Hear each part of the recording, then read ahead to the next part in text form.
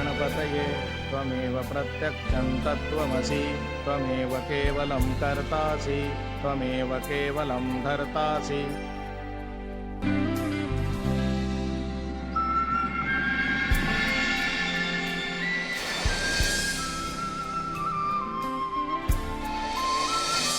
सिया, मैंने सुना कि तुम अपने महल वापस जा रही हो। नहीं तो क्यों? धर्म कह रहा था कि नहीं, हमने ऐसा कब कहा? कि वो तुम कह था ना कि अब जबकि सब ठीक हो गया है तो महाराज तुम्हारी शादी के लिए पसंद की लड़की ढूंढ रहे हैं।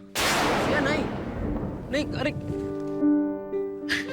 ये क्या मजाक है वीर? ये क्या मजाक करने का तरीका है? बैठे बैठे बेचारे का दिल दुखा दिया तुमने। शेरा वो मैं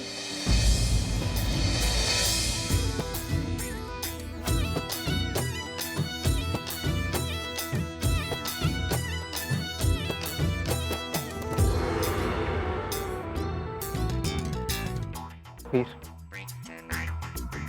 वीर, तो कई काम है।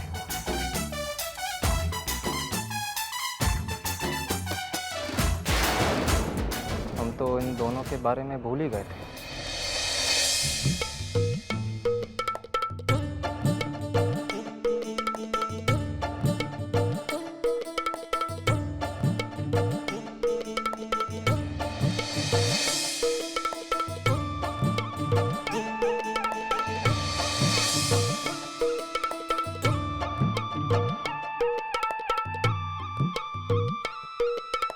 सिया, सिया, वो पिताजी ने हमें बुलाया था तो। बहुत अच्छा किया। पिताजी को खुश रखोगे तो वो तुम्हारे लिए अच्छी लड़की ढूंढ कर लाएंगे। आखिर तुम्हें उनकी मर्जी से जो शादी करनी है।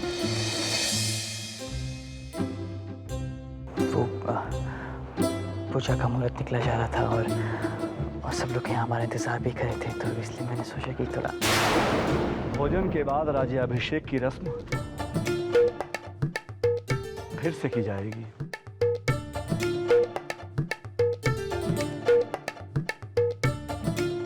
हो सके तो उसके लिए आप दोनों वक्त पे आ जाइएगा। जी महाराज। आज तक आप दोनों का जो भी व्यवहार रहा है अब उसे बदलने का वक्त आ गया है, क्योंकि आज से आपकी परिस्थिति बदलने वाली है। आप हमारी बात समझ रहे हैं ना? जी महाराज।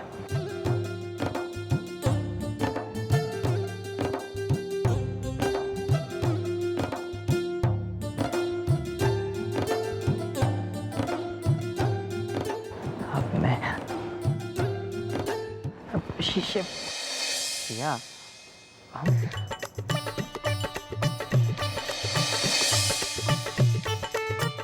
वीर, वैसे ज्यादा जिम्मेदारी तो अब तुम्हें ही संभालनी होगी वीर, क्योंकि आर्यनगर के सिंहासन पर तो तुम ही बैठोगे।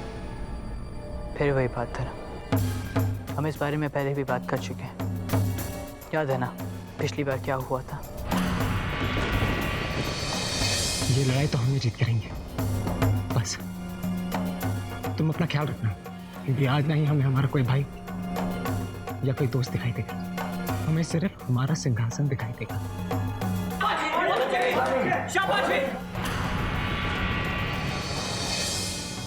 क्यों क्या ये सब? क्योंकि मुझे और कुछ करना आता ही नहीं। ये खजाना, ये सिंहासन तुम्हारा है। और मैं इस बार सिंहासन स्वीकार नहीं करूंगा। तुम्हें करना होगा वीर। धर्म, तुम जानते हो कि वीर हमेशा अपने मन की करता है, पर इस बार तुम्हें हम सबके मन की करनी होगी। वीर शुरू से ही धर्म की परछाई था और हमेशा रहेगा। वीर, लगता है कि तुमने पिताजी की बात ध्यान से नहीं सुनी। अब सब कुछ बदलने वाला है, और ये बात तुम खुद ही कहा करते थे ना कि प्रगति के लिए बदलाव का होना बहुत जरूरी है। ठीक इसीलिए आर्यनगर के सिंहासन पर तुम ही बैठोगे, हम नहीं। और श्रमिकों को आजाद करने का ऐलान भी तुम ही करोगे। ये सब मैंने, तुम करोगे धर्म। चलो ठीक है, इस बात का फैसला तो कुछ ही देर में हो जाएगा, पर तब तक तुम जाके सिया को सब कुछ कर बताओ, ठीक है, इसमें कौन सी बड़ी बात है? तुम जाके शेरा को समझा दो, मैं जाके सिया को समझा देता हूँ। ठीक है? पर इस बार कोई गड़बड़ी मत करना वीर, तुम जानते हो वो कितने गुस्से वाली है। अब मैं भला गड़बड़ी क्यों करूँगा? देखना, मैं उसे ऐसे समझाऊंगा कि वो तुम्हारे पास दौड़ी चली आएगी।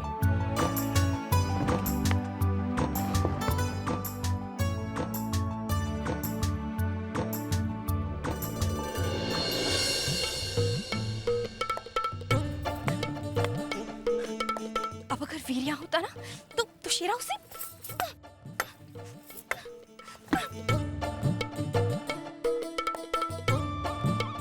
हम आर्यवर हमेशा अपने माता पिता की मर्जी से शादी करते हैं। समझता क्या है अपने आप को? उसकी हिम्मत कैसे हुई हमसे ऐसी बात करने की?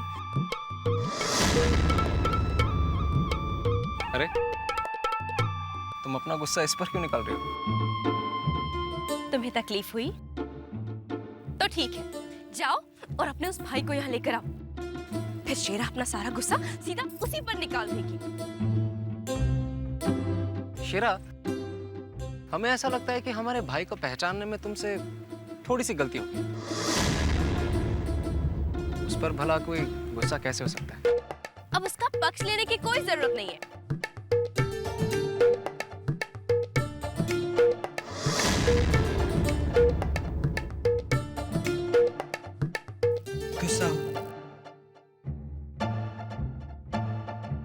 गुस्सा होने की तो बात है, धर्म तो शुरू से ही ऐसा है। प्यार के वादे तुमसे और शादी पिताजी की पसंद से, बहुत गलत बात है। मन तो करता है कि उसका सर फोड़ दूं। जो जी में है उसे कर देना चाहिए, तभी मन को शांति मिलती है। शेरा वीर को कभी माफ नहीं करेगी, कभी नहीं, कभी नहीं, कभी नहीं। पर वो तो इतना प्यारा इंसान है, और तुमने भी तो देखा है ना कि वो सबका कितना ख्याल रखता है, और वो तुम्हारा ख्याल तो सबसे ज्यादा रखेगा। शेरा सच, वो तो ऐसे ही मजाक कर रहा है। तो आर्यनगर और आर्यव्रतों के अलावा कुछ सोचता ही नहीं, और अब तो दिन पर दिन घमंडी भी होता जा रहा है। भाई तो क्या हुआ अगर वो आर्यनगर का राजकुमार है? तुम भी तो अवती की राजकुमारी हो। उसकी हिम्मत कैसी हुई ऐसा सोचने की कि तुम उसके लायक नहीं हो? दादी की पसंद से शादी करूंगा। उसे क्या लगता है कि मैं उसके लिए मरे जा रही हूँ? हाँ? अब से ना मैं उसकी जरा भी परवाह नहीं करूंगी। मत करना। मैं ना उसकी शक्ल तक नहीं देखूंगी। मत देखना। मैं आर्यनगर छोड़कर चली जाऊंगी। बिल्कुल मत जाना। नहीं, मेरे कहने का ये मतलब है कि पहले धर्म को अपने गुस्से का एहसास दिलाकर जाए।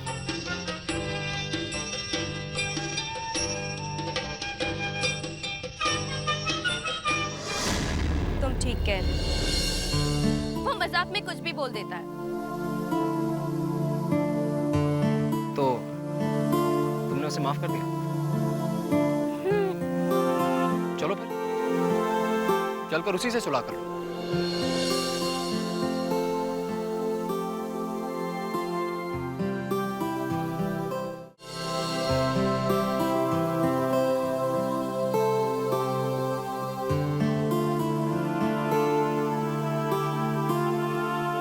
शेरा को तुम पे गुस्सा आ गया था वीर, पर अब धर्म ने सब ठीक कर दिया है। शेरा को माफ कर दो। ठीक है, माफ किया।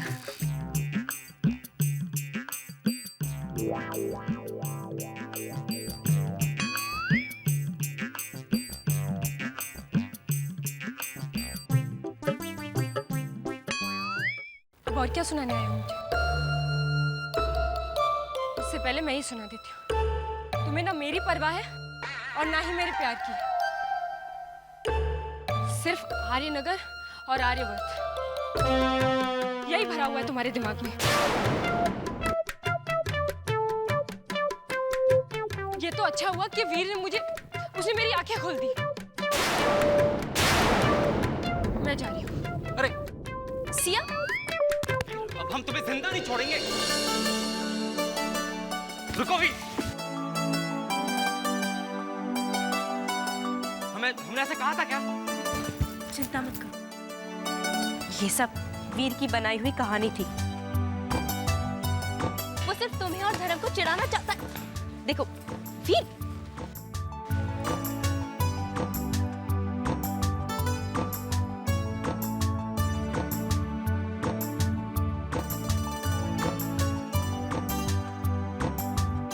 चलो अब तुम दोनों राज्याभिषेक के लिए तैयार हो जाओ, वरना अभी महाराज से नहीं शेरा से तुमको डांट पड़ेगी।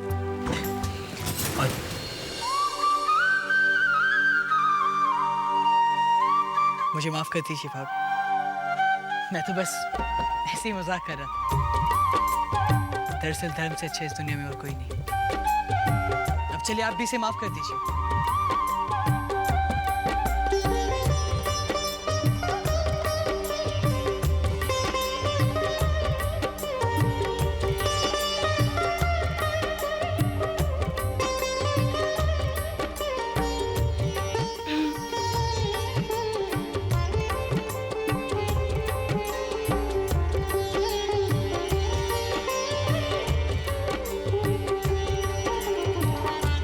चलो माफ किया।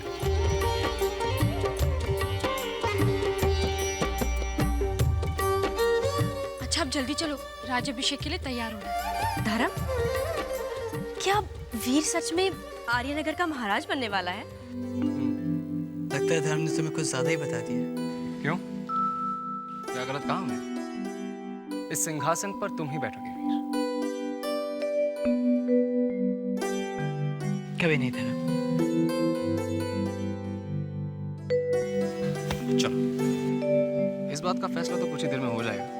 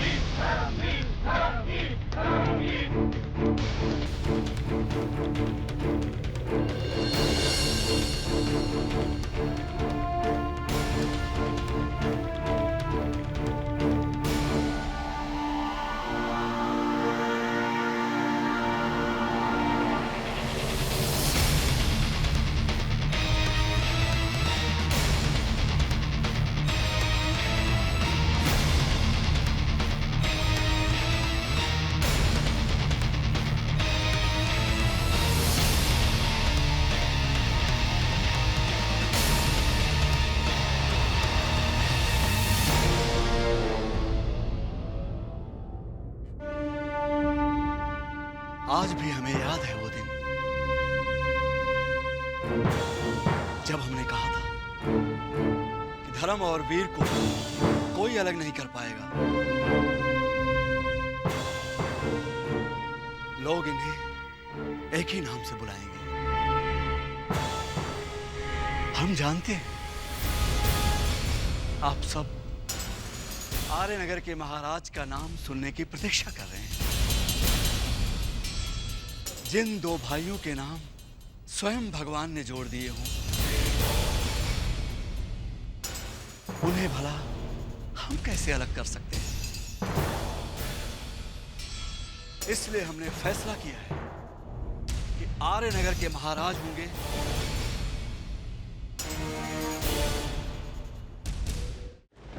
हम जानते हैं आप सब आर्यनगर के महाराज का नाम सुनने की प्रतीक्षा कर रहे हैं। जिन दो भाइयों के नाम स्वयं भगवान ने जोड़ दिए हों, उन्हें भला हम कैसे अलग कर सकते हैं?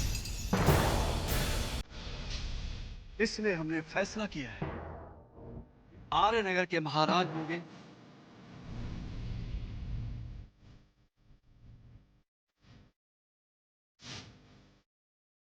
धर्मवीर।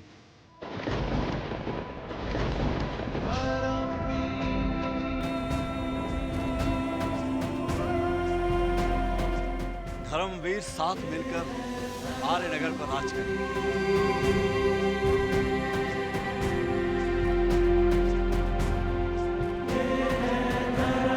और इस तरह इनके नाम इतिहास में भी एक साथ लिए जाएंगे।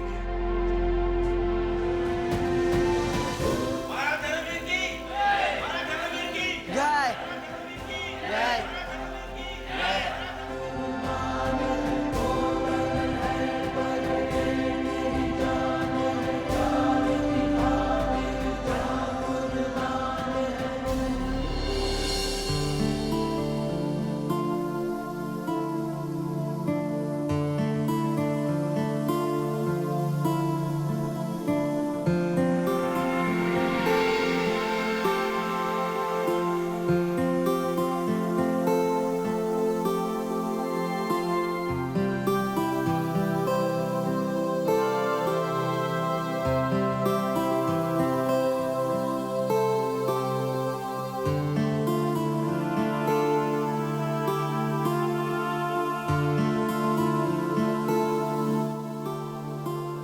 चलिए।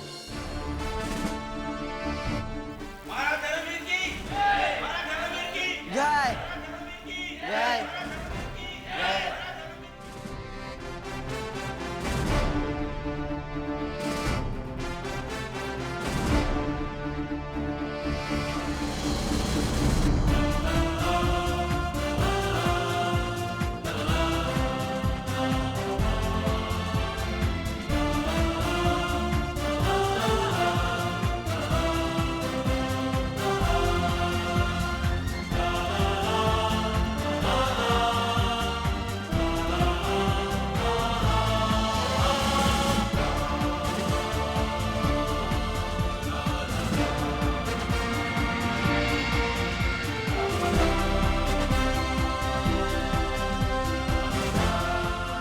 आज से हम सभी श्रमिकों को हमेशा के लिए आजाद करते हैं।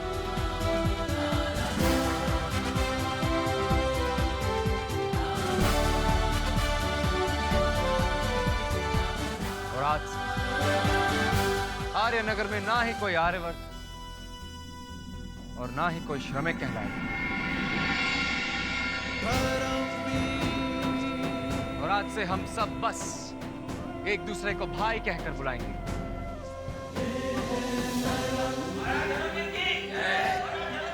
जय जय।